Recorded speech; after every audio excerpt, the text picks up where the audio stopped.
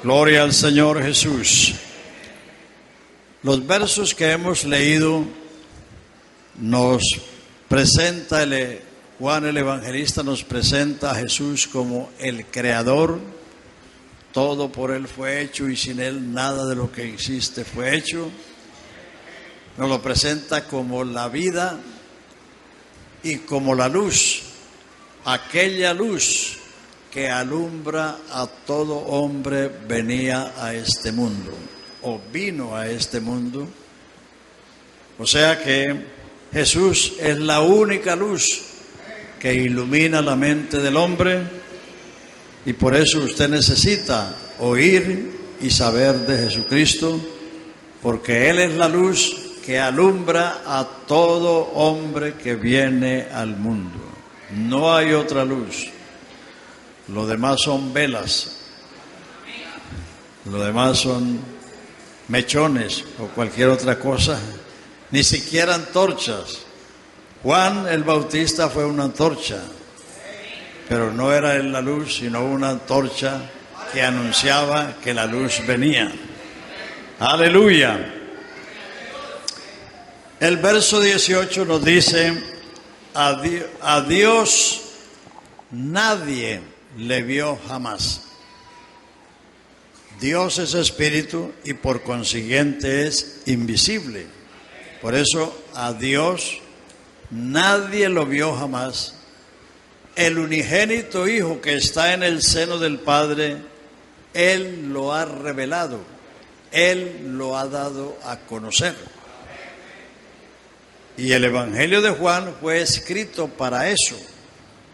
El capítulo 20 y el verso 30 y 31 dicen: hizo también Jesús muchas otras señales que no están escritas en este libro, pero estas son escritas para que creáis que Jesús es el Cristo, el Hijo de Dios, y para que creyendo tengáis vida en su nombre. Los evangelios fueron escritos cada uno con un propósito diferente y cada uno con un destinatario diferente. El evangelio de Mateo fue escrito a los judíos y presenta a Jesucristo como el Rey Mesías, el prometido a Abraham, el prometido a David. Por eso el evangelista, en cada uno de los acontecimientos que registra de Jesucristo, dice: esto sucedió para que se cumpliese lo que estaba escrito por el profeta. Es decir, que estaba cumpliendo todo lo que los profetas habían dicho respecto a él. Por eso comienza Mateo trazando la genealogía de Jesucristo. Abraham engendró a Isaac, Isaac engendró a Jacob, Jacob engendró a Judá, Judá engendró al otro, y así va la genealogía descendiendo hasta llegar a David, y de David sigue descendiendo hasta llegar a José, marido de mujer de la cual nació el Cristo. Por eso, como fue enviado a los judíos, por eso se cita que cada acontecimiento ya estaba previsto en las Escrituras. Marcos presenta a Jesucristo como el siervo, por eso no traza genealogía, y parte de Isaías, principio del Evangelio de Jesucristo, como está escrito en Isaías profeta. Isaías profeta habló del siervo de Jehová que vendría no para ser servido, sino para servir y dar su vida en rescate por muchos. Entonces Marcos se propone describir o presentar a Jesús como el siervo de Jehová. Y Lucas, que era griego, el Evangelio de Marcos fue escrito a los romanos, el Evangelio de Lucas fue escrito a los griegos, y Lucas era griego. Los griegos medían a las personas de aquí para arriba por su capacidad de pensar y de filosofar. por su inteligencia. Entonces Lucas es el único que se ocupa de la infancia de Jesús para describirnos que Él crecía en estatura, en sabiduría, en gracia delante de Dios y de los hombres, es decir, creció integralmente, porque Lucas nos presenta a Cristo como el varón perfecto. Pero Juan, como ustedes ven, Juan no comienza en el tiempo. Todos los tres anteriores comenzaron en el tiempo, en la historia. Mateo en Abraham, Marcos en Isaías y Lucas traza la genealogía ascendiendo hasta Adán. Pero Juan, que va a presentar a Jesucristo como el Verbo hecho carne, como el Hijo de Dios, entonces se va al origen, al génesis de todo, y dice: en el principio era, no fue, sino era el Verbo. Todo por Él fue hecho, y sin Él nada de lo que existe fue hecho. Y aquel Verbo fue hecho carne y habitó entre nosotros. Y vimos su gloria, gloria como del unigénito del Padre, lleno de gracia y de verdad. Y de esa plenitud, de esa abundancia, de esa suficiencia, recibimos todos gracia sobre gracia, porque la ley fue dada por medio de Moisés, pero la gracia y la verdad vinieron por medio de Jesucristo. A Dios nadie, absolutamente nadie, lo ha visto. El unigénito Hijo que está en el seno del Padre, Él lo ha revelado, Él lo ha dado a conocer. Recuerden que San Juan en las epístolas dice: el que tiene al Hijo, tiene al Padre. El que no tiene al Hijo, no tiene al Padre. No se puede predicar a Dios sin el Hijo, porque sería predicar un Dios sin sexo, sin en dónde llegar. El patriarca Job tuvo esa inquietud cuando estaba en su terrible aflicción. Él dijo: yo sé que Dios es grande y poderoso, arranca los montes con su furia, pero he aquí que Él pasa delante de mí y yo no lo veo. Ojalá yo supiera dónde está la silla del Todopoderoso, porque yo iría a Él, llenaría mi boca de argumentos, porque yo sé que Él no usaría la grandeza de su poder contra mí, sino que la pondría en mí. Pero he aquí que Él pasa delante de mí y yo no lo veo. Ojalá que hubiese un mediador que pusiese su mano sobre Él y sobre mí. En ese lejano pasado, este patriarca estaba anhelando que hubiese un mediador entre Dios y los hombres, y eso vino con el tiempo. Por eso vamos estas noches a ocuparnos de considerar estas cosas. La palabra de Dios es la revelación de Dios al hombre. No una revelación entre otras, sino la revelación de Dios al hombre. Entonces, en este libro tenemos cómo Dios se ha revelado. Hebreos 1:1 y 2 dice: Dios, habiendo hablado muchas veces, de muchas maneras, en otro tiempo a los padres por los profetas, en estos postreros días nos ha hablado por el Hijo, a quien constituyó heredero de todo, por quien hizo el universo y quien es el resplandor de su gloria y la imagen misma de su sustancia, y quien sustenta todas las cosas con la palabra de su poder, y quien habiendo efectuado la purificación de nuestros pecados por medio de sí mismo, se ha sentado a la diestra de la majestad en las alturas, hecho superior a los ángeles, por cuanto heredó más excelente nombre que ellos. Está diciendo lo mismo que dice Juan, que en cuanto al universo, Él es el hacedor, poseedor y sustentador. En cuanto a su deidad, Él es el resplandor de su gloria y la imagen misma de su sustancia. Y en cuanto a nosotros, el que hizo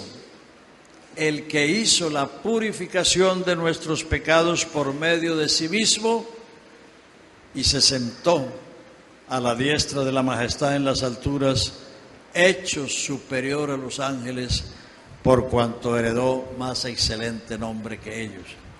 Entonces, una cosa importante para la iglesia es saber que Dios habló en el pasado muchas veces, de muchas maneras, a otros, a los padres, por otros medios, los profetas, pero que en los postreros días no son los que están adelante, comenzaron con la venida de Jesucristo. En estos postreros días nos ha hablado por el Hijo, y el Hijo es hacedor, poseedor y sustentador del universo. Entonces vamos a mirar algunas cosas para que realicemos la importancia de conocer esto.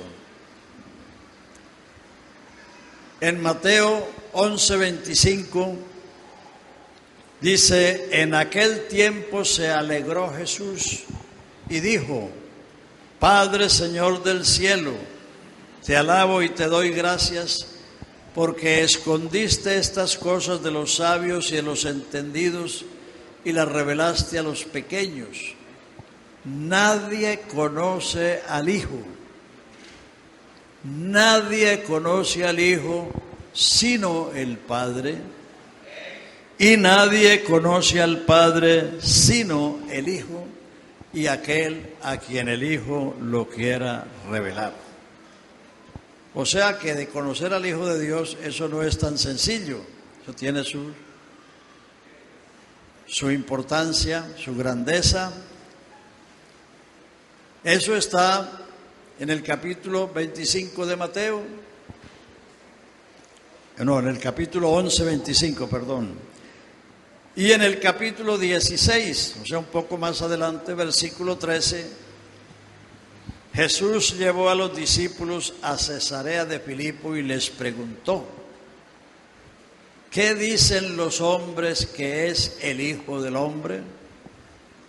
Y ellos dijeron: unos dicen que eres Elías, otros dicen que eres Juan, y otros dicen que eres Jeremías, y otros dicen que eres alguno de los profetas.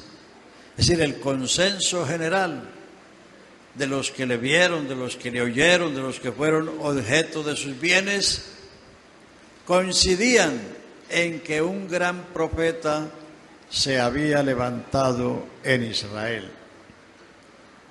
Entonces Jesús dirigió la pregunta a los discípulos, a los seguidores inmediatos: ¿y vosotros quién decís que soy yo? Y ahí llegó lo peor, tampoco sabían.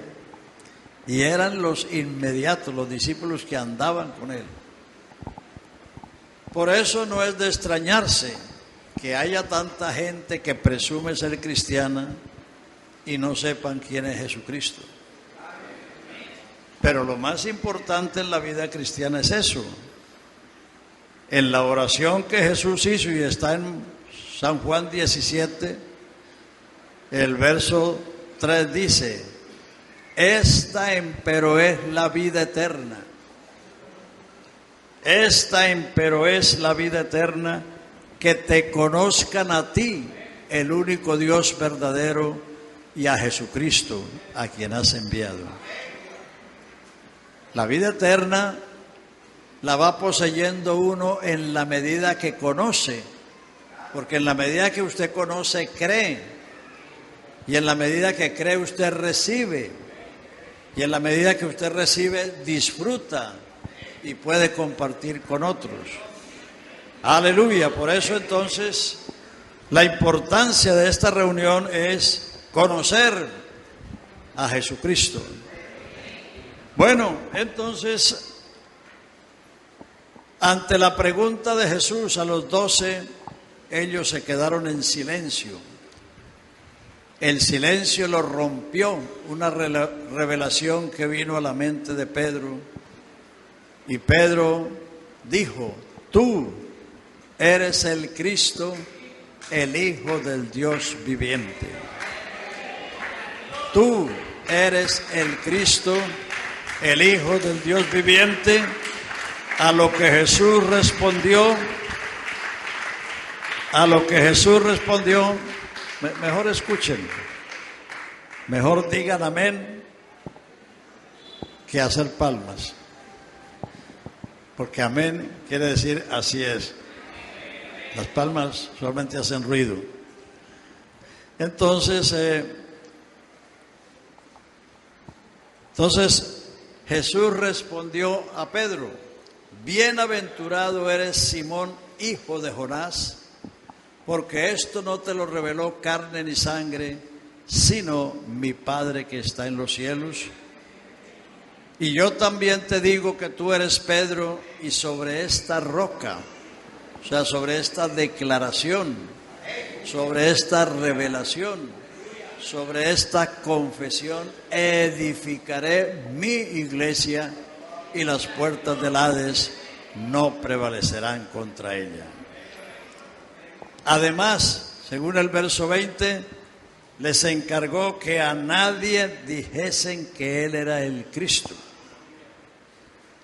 Porque aunque el Padre allí reveló a Cristo, el Señor quiso mantener su identidad, su verdadera identidad encubierta, porque como dice Pablo en 1 Corintios 2, si los príncipes de este siglo hubieran conocido que Él era el Señor de la gloria, nunca lo hubieran crucificado. Y si Él hubiera sido crucificado, nadie se hubiera salvado, porque la salvación fue hecha precisamente allí. Entonces, note que el Señor, en esta primera revelación, el Padre revelando al Hijo, nadie conoce al Hijo sino el Padre. Allí una revelación vino a la mente del apóstol, y el apóstol pronuncia esa gran confesión. El siguiente capítulo, el capítulo 17 de Mateo, dice que Jesús llevó a Pedro, a Juan y a Jacobo a un monte alto y se transfiguró delante de ellos, y sus vestidos resplandecían como la luz y su rostro como el sol. Vino una nube y los cubrió, y la voz que salió de la nube dijo: este es mi Hijo amado, en quien tengo todo contentamiento, a Él oíd. A Él oíd. Y en esa visión aparecieron Moisés y Elías. El propósito era que delante de Moisés, el mediador de la ley, y delante de Elías, el primero de los profetas, o el líder de los profetas, se reconociera que la ley y los profetas habían llegado a su cumplimiento, y que de aquí en adelante había que oír al Hijo. Aleluya. El Señor mismo lo había dicho antes en Mateo 11:13: todos los profetas y la ley hasta Juan profetizaron, y desde entonces el reino de Dios es anunciado y los valientes lo arrebatan. Juan el Bautista fue el último de los profetas del orden del Antiguo Testamento, y la transfiguración tenía como propósito mostrar el cumplimiento de esa revelación, y revelar que Jesús es el Hijo de Dios y que a Él hay que oír, porque en los postreros días Dios nos ha hablado por el Hijo. Aleluya. A su nombre sea la gloria. Entonces vamos a hablar de ello. El Hijo en el Antiguo Testamento. La literatura católica y evangélica está llena de términos antibíblicos como estos, que Dios son tres personas distintas, que los tres son coiguales, coeternos y cosustanciales. Eso no está en la Biblia, eso son deducciones de los malos teólogos que no han realizado lo que dice la Biblia del Padre y del Hijo y del Espíritu Santo. En el Antiguo Testamento, cuando se habla del Hijo, se habla en sentido futuro. Si tienen la Biblia, verifíquenlo.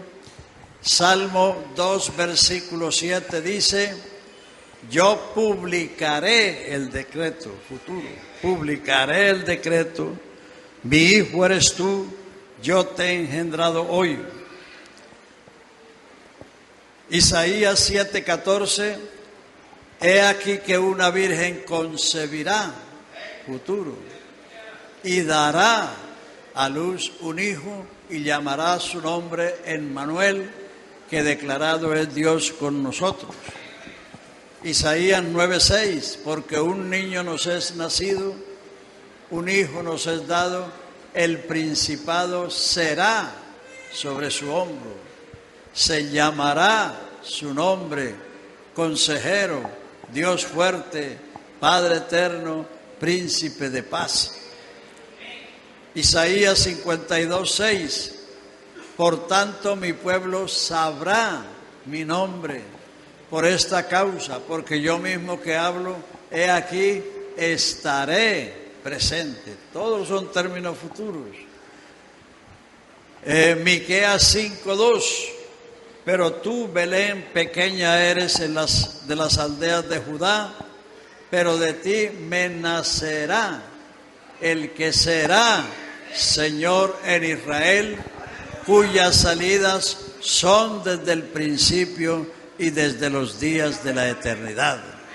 O sea, el que iba a salir en Belén era el que le había salido a Abraham en el encinar de Manre, el que le había salido a Moisés en la zarza, el que le salió a Moisés en el monte, el que le salió a Josué antes de Jericó, el que le salió a Manoah en los trigales. De ti me nacerá el que será Señor en Israel, cuyas salidas son desde el principio y desde los días de la eternidad. O sea que en el Antiguo Testamento, que es la revelación que había, se habla del Hijo, pero en sentido futuro, porque el Hijo no existía como tal. Hijo es lo que se engendra y nace. Lo que se crea es criatura. Adán no era hijo de Dios, porque Adán fue creado. Los ángeles no son hijos de Dios porque fueron creados. ¿A cuál de los ángeles dijo Dios jamás? Tú eres mi hijo, yo te he engendrado hoy. Juan 3:16, que lo saben hasta los inconversos. De tal manera amó Dios al mundo que ha dado a su Hijo unigénito. Dios solo ha tenido un hijo. De tal manera amó Dios al mundo que ha dado a su Hijo unigénito, para que todo aquel que en Él cree no se pierda, mas tenga vida eterna. Entonces, cuando Dios quiso cumplir esas promesas, que ya les cité en Salmo 2, Isaías 7:14, Isaías 9:6, Isaías 52:6, Miqueas 5:2, 2. Cuando Dios fue a cumplir esas promesas, mandó al ángel Gabriel a buscarse una virgen en Nazaret de Galilea. No a buscarse una mujer en el cielo, porque no habían mujeres en el cielo, ni hombres tampoco.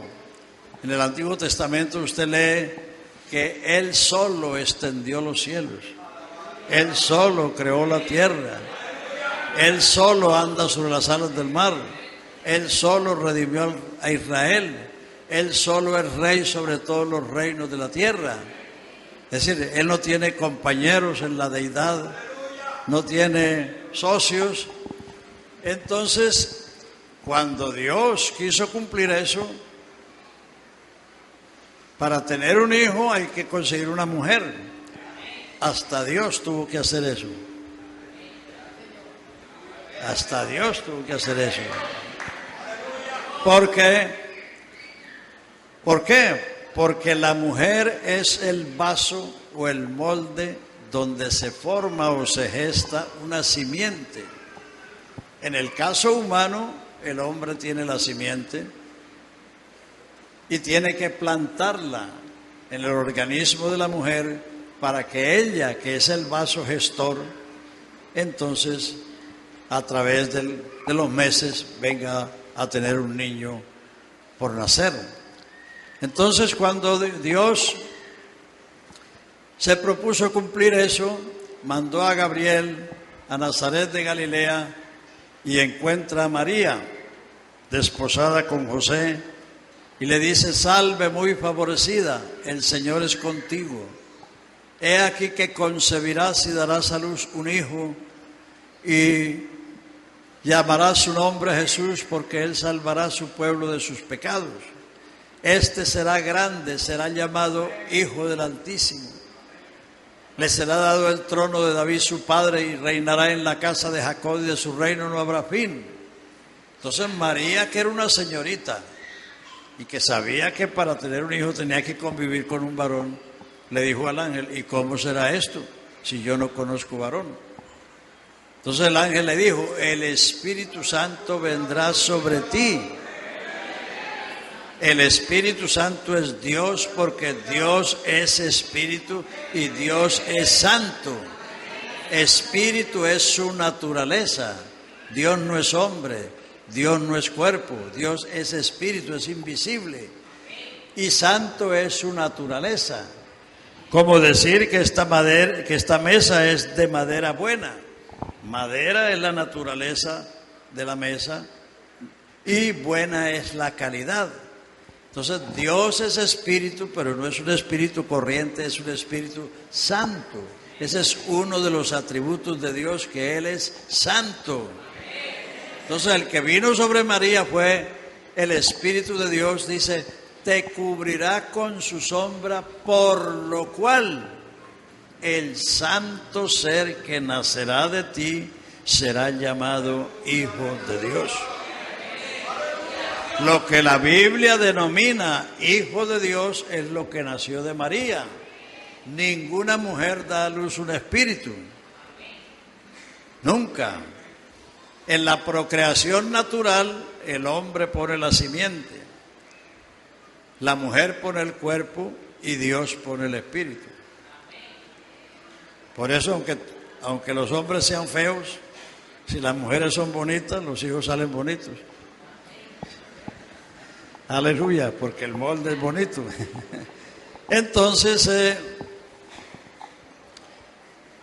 el apóstol Pablo ratifica eso en Gálatas 4:4.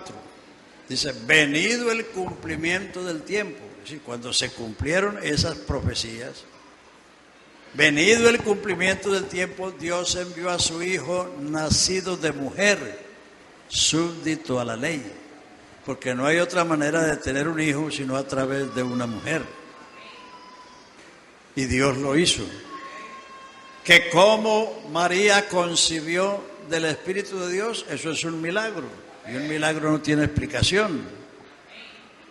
Entonces, el milagro no es como dice la Iglesia Católica, que el nacimiento de Jesucristo es que Jesucristo nació o salió de la matriz de María como el sol pasa por el cristal sin romperlo. No, eso no es cierto. Porque no es ningún milagro que una mujer embarazada dé a luz, es lo natural. Y si no puede dar a luz hay que hacerle cesárea. Pero sí es un milagro que una mujer que no ha conocido varón tenga en su vientre una criatura.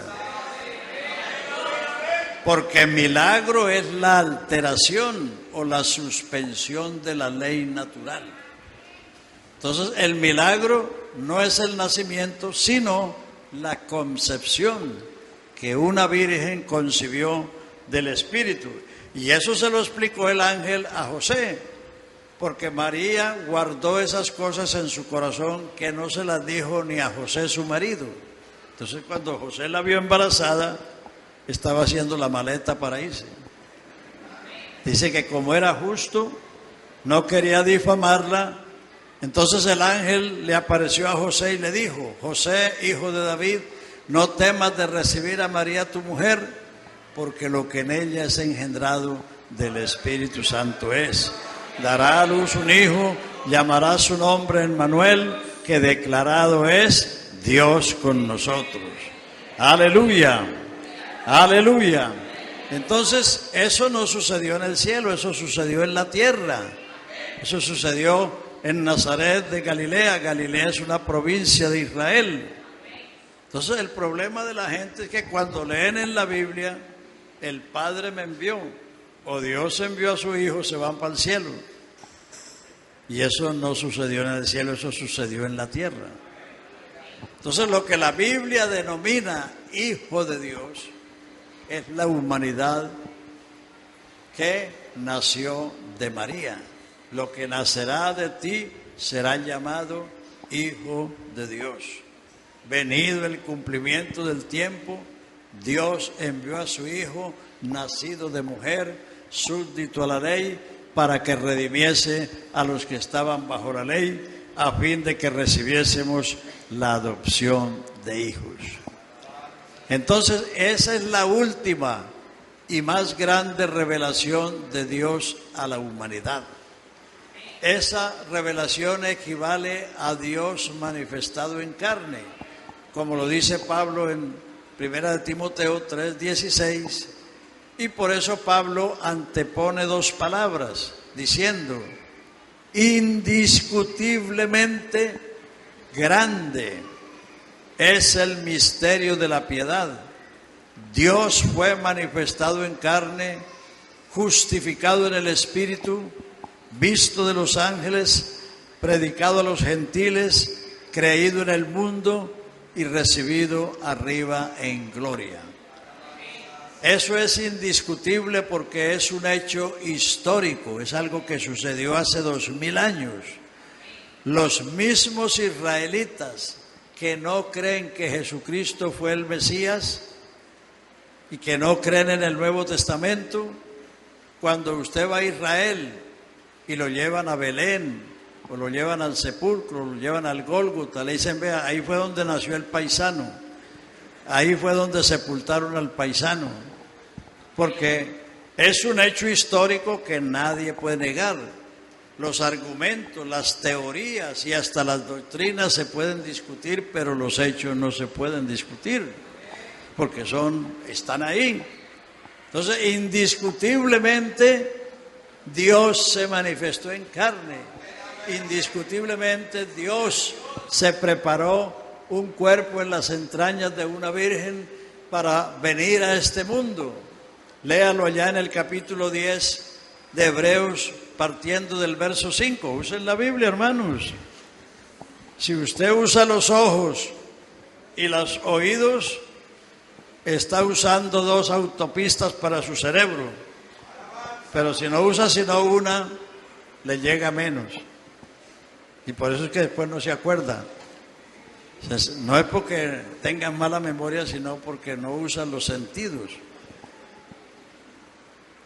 Aleluya.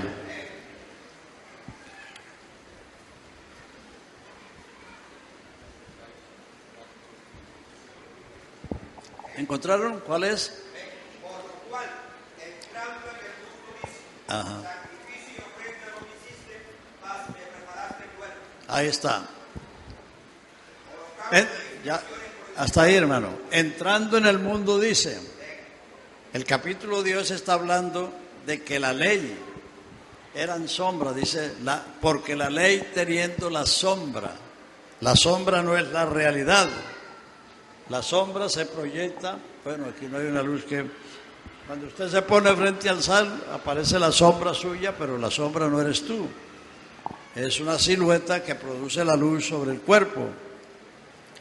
Entonces, la ley teniendo la sombra de los bienes venideros, no la imagen misma de las cosas, nunca puede, por los sacrificios que se ofrecen, hacer perfecto en cuanto a la conciencia al que practicaba dicho culto, ya que consistía en lavamientos y oblaciones acerca de la carne. Entonces dice, sacrificio y ofrenda no te agradaron, me preparaste cuerpo, como en el rollo del libro está escrito, quita lo primero para establecer esto último, y en esta voluntad somos santificados por la ofrenda del cuerpo de Jesucristo. O sea, Dios se preparó un cuerpo en una virgen para venir a este mundo vestido de humanidad, manifestado en carne. Por eso, no solamente es un hecho indiscutible, sino que es grande. Porque si usted lee a Isaías 40, dice que Dios extendió los cielos como una cortina para morar. Así como usted corre la cortina de la ventana, así Él extendió los cielos. Que Él mide los cielos con el palmo de su mano. Mide la tierra con 3 dedos. Mide las aguas, es decir, los mares del mundo, en el hueco de su mano. Él dice, ¿a qué me compararéis? ¿Y a qué me haréis semejante si mi mano ha creado todas las cosas que existen? Entonces es una cosa grandiosa que si no fuera porque es un hecho, sería difícil creerlo, que ese Dios tan grande hubiera venido al mundo a través de un niño. Él es el único niño que nació siendo padre. ¿Usted sabe de algún otro que nació siendo padre? No, para ser padre se necesita tener unos cuantos años. Un niño no ser nacido, el principado será sobre su hombro, se llamará su nombre admirable, consejero, Dios fuerte, Padre eterno, príncipe de paz. Aleluya, aleluya. Y el apóstol Juan también lo dice de otra manera en su primera epístola, capítulo 1, dice, lo que era desde el principio, lo que hemos oído, lo que hemos visto con nuestros ojos, lo que palparon nuestras manos tocante al verbo de vida, porque la vida eterna que estaba con el Padre nos apareció o se manifestó. Dice, y nosotros hemos visto y hemos palpado aquel verbo de vida, dice el apóstol Juan. Es decir, el Dios eterno, el único Dios, el creador de los cielos y la tierra, vino a este mundo para buscar y salvar lo que se había perdido. Aleluya. De tal manera amó Dios al mundo, que ha dado a su Hijo unigénito para que todo aquel que en Él crea no se pierda, mas tenga vida eterna, porque no envió Dios a su Hijo para condenar el mundo, sino para que el mundo sea salvo por Él. El que en Él cree no es condenado, pero el que en Él no cree ya está condenado. Porque si tú no crees en Él, ¿quién te va a salvar? Si Él es el único Dios y el único Salvador, si usted no se agarra de Él, ¿quién te va a salvar? No me vaya a decir que la Virgen, porque la Virgen necesitó Salvador. O sería que tú eres mejor que la Virgen. Cuando María fue a visitar a Elizabeth, su prima, que estaba embarazada de Juan el Bautista, entonces Elizabeth dice, ¿a qué se debe esto? que la madre de mi Señor venga a mí, porque bienaventurada la que creyó, porque se le cumplirán las palabras que el Señor te ha dicho. Entonces María comenzó a cantar: engrandece mi alma al Señor y mi espíritu se regocija en Dios mi Salvador. Léalo ahí en Lucas capítulo 1. La Virgen necesitó Salvador, ¿no lo necesitarás tú? Engrandece mi alma al Señor y mi espíritu se regocija en Dios mi Salvador, porque grandes cosas me ha hecho el poderoso y santo es su nombre. He aquí que de aquí en adelante me llamarán bienaventurada todas las generaciones. María es la mujer más bienaventurada entre todas las generaciones, pero no porque fue virgen, porque todas las mujeres han sido vírgenes en un momento de su vida. Ella es la mujer más bienaventurada porque fue la madre del Salvador. He aquí que de aquí en adelante me llamarán bienaventurada todas las generaciones, porque grande y poderoso es el que ha hecho grandes cosas para mí. Aleluya. Entonces, por eso San Juan se propone en su evangelio revelarnos a su Hijo. A Dios nadie le vio jamás. El unigénito Hijo que está en el seno del Padre, Él lo ha dado a conocer, Él lo ha revelado. Entonces, Juan comienza diciendo que Él es el creador de todo cuanto existe, que nada fue hecho sin Él, y que ese verbo se hizo carne y habitó entre nosotros. Por eso los milagros que están allí en Juan son milagros creativos, que son diferentes. Esos milagros no están en Mateo, no están en Marcos, no están en Lucas, porque Juan está presentando a Jesús como el creador. Transformar el agua en vino es un acto creativo, porque el agua pertenece al reino mineral. No tiene sabor, no tiene olor, no tiene color. El vino pertenece al reino vegetal, tiene color, tiene olor, tiene sabor y alegra el corazón del hombre. Entonces, se hicieron unas bodas en Caná de Galilea y estaba allí la madre de Jesús y fue invitado Jesús y sus discípulos. Y María advirtió que no había vino en una boda sin vino. Entonces dice que habían allí 6 tinajas, 6 botijas de piedra para el agua de la purificación, pero estaban vacías.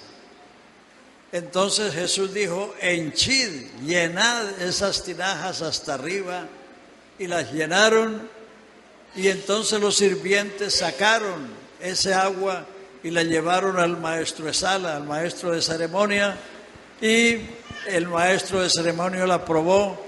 Dijo: todo hombre pone primero el buen vino y después el inferior, pero tú has guardado el buen vino hasta el fin.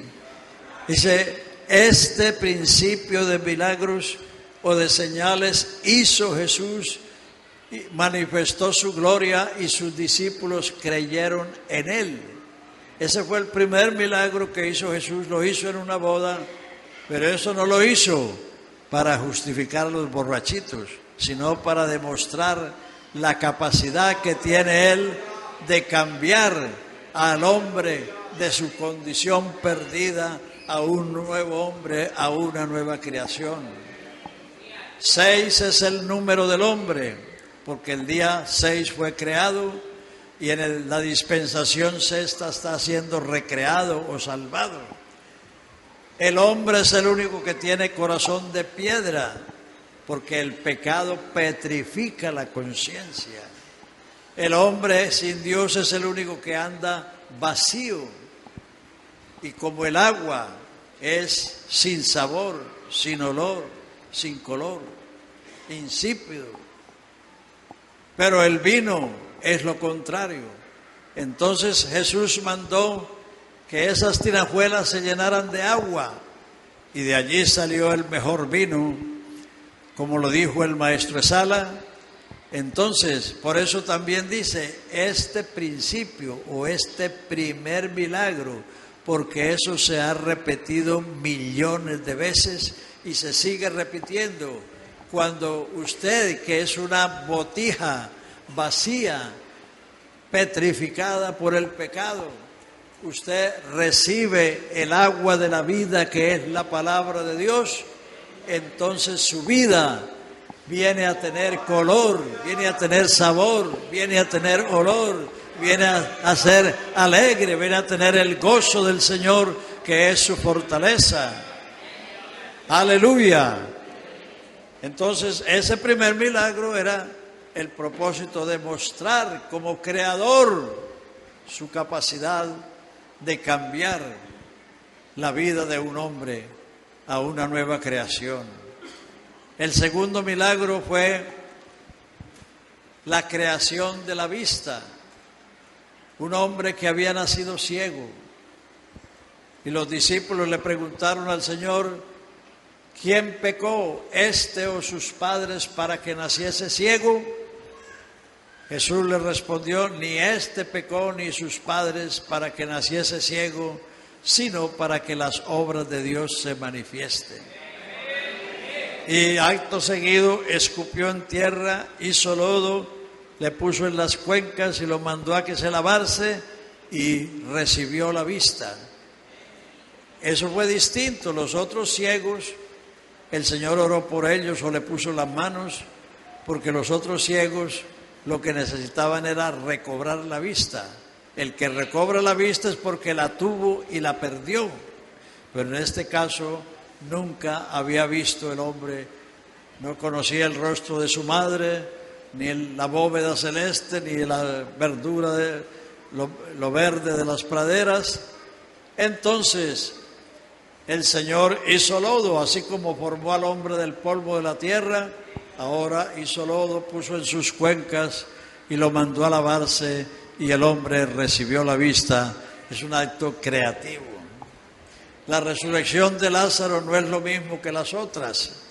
El hijo de la viuda Naín apenas lo llevaban para el cementerio. La hija de Jairo acababa de morirse.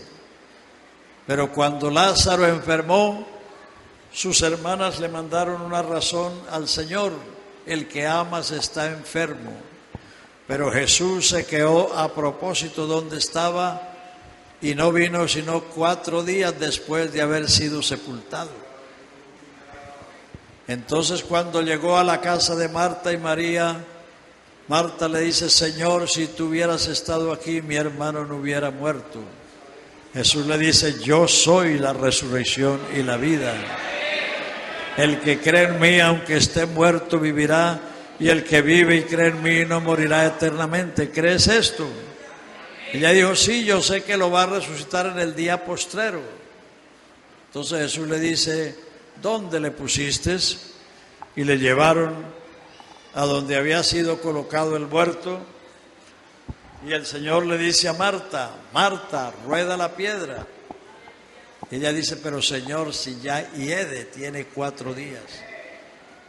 Marta, Marta, ¿no te he dicho que si creyeres verás la gloria de Dios? Y acto seguido dice: Lázaro, ven fuera. Y el que había estado muerto salió de la tumba. Aleluya, aleluya, aleluya. Él hizo eso para enseñar que Él es la resurrección y la vida. Él le creó la vista al ciego para enseñar que Él es la luz del mundo y el que le sigue no andará en tinieblas.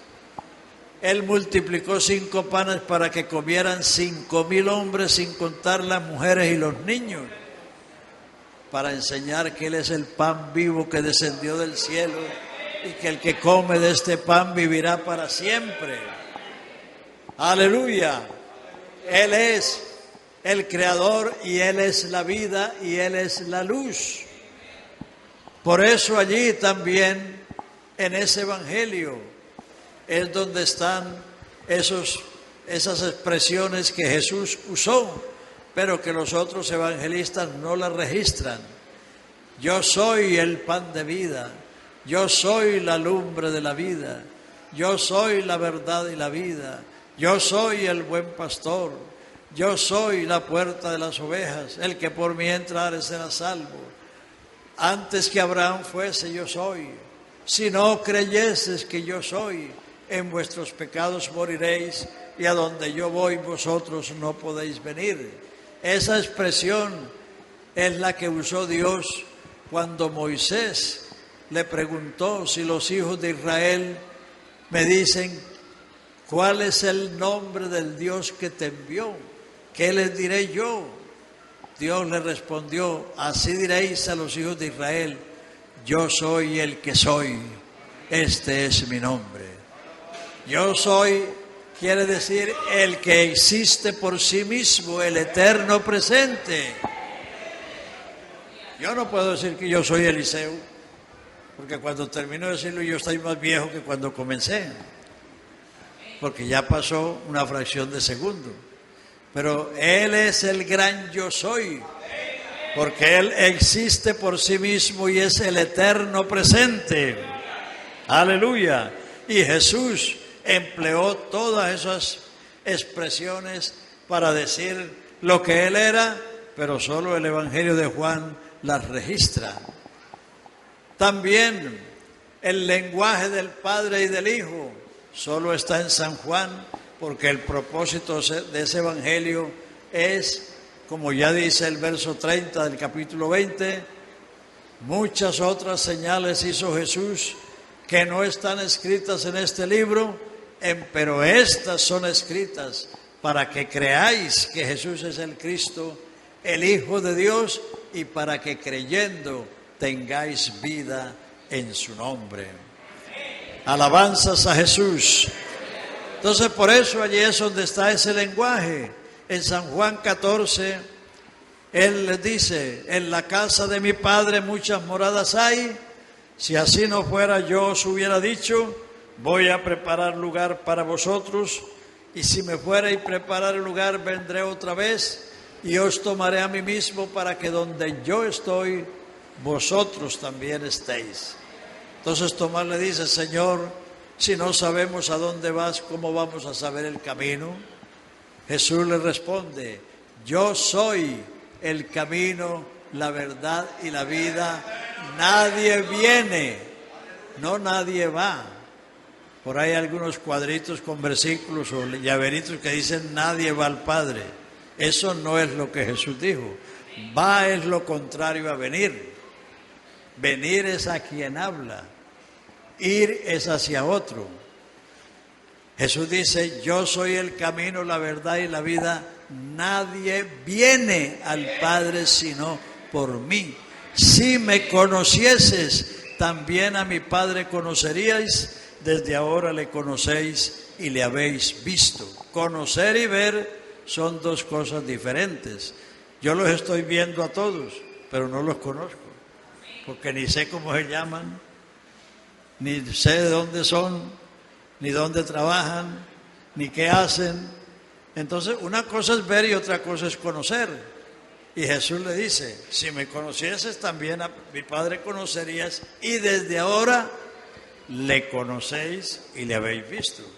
Pero aún Felipe, que era uno de sus discípulos y que tenía 3 años de andar con Jesús, no entendía eso. Pero Felipe le dice: Señor, muéstranos al Padre. Es decir, ¿dónde está el Padre? Ubícalo. Entonces Jesús le dice: tanto tiempo hace que estoy, no que está. Si él hubiera dicho tanto tiempo que está el Padre, se refería a otro, pero él no se refirió a otro. Le está preguntando por el Padre, y Jesús dice: tanto tiempo hace que estoy con vosotros y no me has conocido, Felipe. El que me ha visto a mí, ha visto al Padre. ¿Cómo dices tú, muéstranos el Padre? ¿No crees que yo soy en el Padre y el Padre en mí? Las palabras que yo hablo, no las hablo de mi propia cuenta.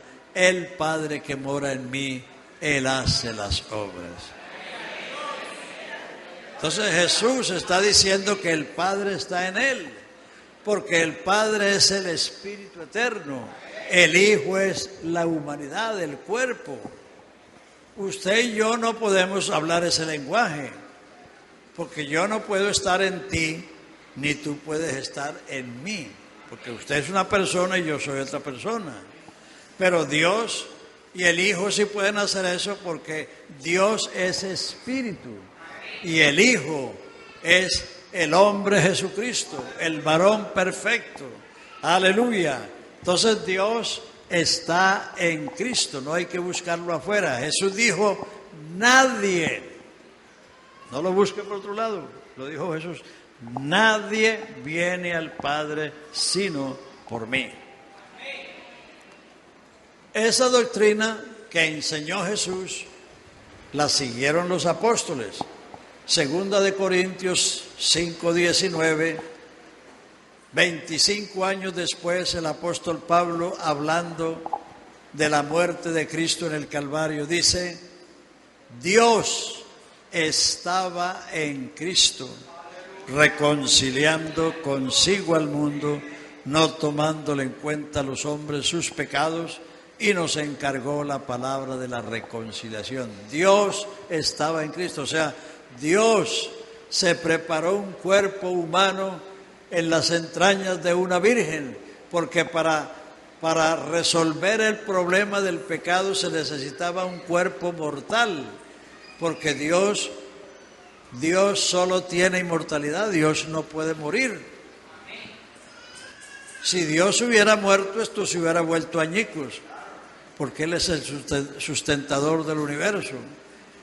Entonces Dios se buscó un cuerpo humano, un cuerpo que podía morir para pagar la pena del pecado y poder perdonar al pecador y salvarlo de la condenación. Aleluya. Y el mismo apóstol Pablo, hablando en Colosenses, la carta a los Colosenses está hablando de Jesucristo como cabeza de la iglesia. No está en la tierra, está en el cielo. Y el capítulo 2, versículo 8 y 9 dice, mirad que nadie os engañe por filosofías y huecas sutilezas según las tradiciones de los hombres y no según Cristo, porque en Él, en Cristo, habita corporalmente toda la plenitud de la deidad, y en Él estáis completos, porque Él es la cabeza de todo principado, potencia y potestad. Dios está en Cristo. No hay ninguna divinidad fuera de Cristo, porque Cristo es la imagen visible del Dios invisible. Léalo en estas tres partes. Segunda de Corintios 4, 3 hasta el 6. Segunda de Corintios 4. Vea lo que dice. Si nuestro evangelio está encubierto, o sea, si el evangelio está oculto, dice, entre los que se pierden está encubierto, en los cuales el Dios de este siglo cegó el entendimiento de los incrédulos, para que no les resplandezca la lumbre del evangelio de Cristo, el cual es la imagen de Dios. Porque no nos predicamos a nosotros mismos, sino a Jesucristo como Señor. Porque Dios, que mandó que de las tinieblas resplandeciese la luz, Él es el que resplandeció en nuestros corazones para iluminarnos, para prendernos el foquito, para iluminarnos con el conocimiento de la gloria de Dios en la faz, en la cara de Jesucristo. Usted no puede ver la gloria de Dios sino en la cara de Jesucristo.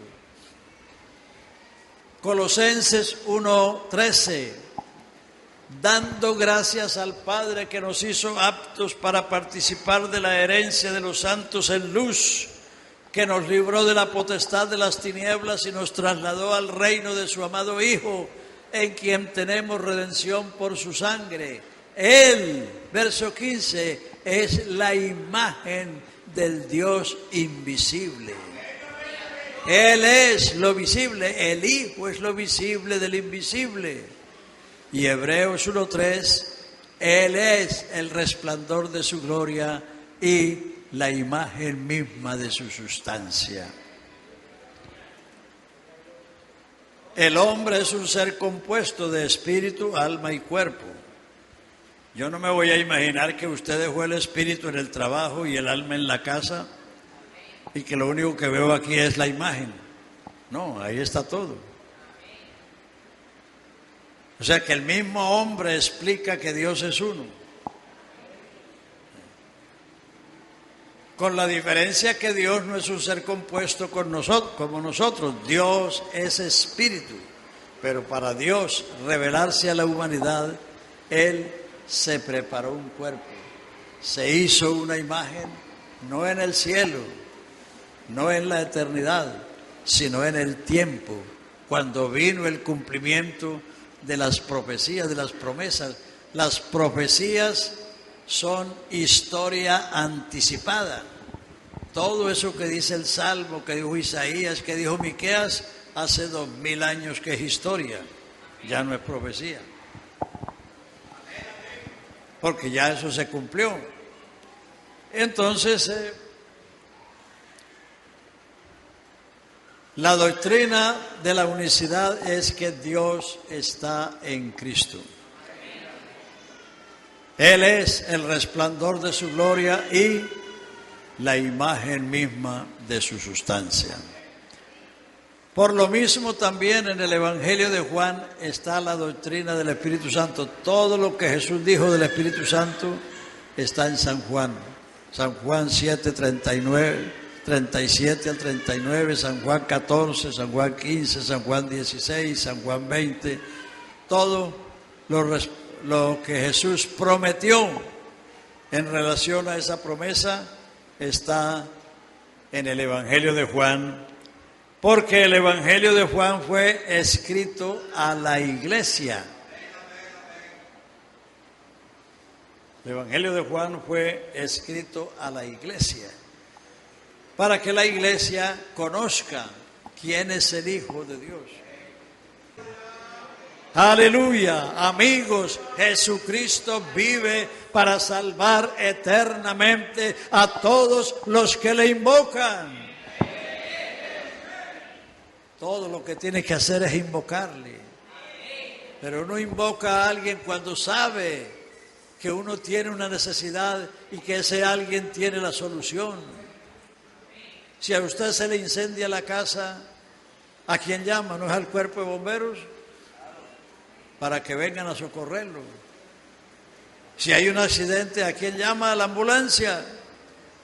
Entonces, si usted sabe ahora que Jesucristo es la única esperanza, que Jesucristo es Dios manifestado en carne, y que no vino de turista a este mundo, vino, como Él mismo dijo, el Hijo del Hombre no vino a ser servido, sino a servir y a dar su vida en rescate por vosotros. Aleluya. Lo mínimo que usted puede hacer es eso, abrir su boca y decirle: gracias, Señor, porque has venido a salvarnos del pecado y de la condenación. Así que esta noche hágalo, aleluya, para que usted tenga la experiencia de la salvación, para que su agua insípida se convierta en vino con olor y con sabor, para que su vida tenga sentido, tenga color, tenga olor y tenga sabor. Padre Santo, te damos gracias esta noche, Señor, por tu presencia y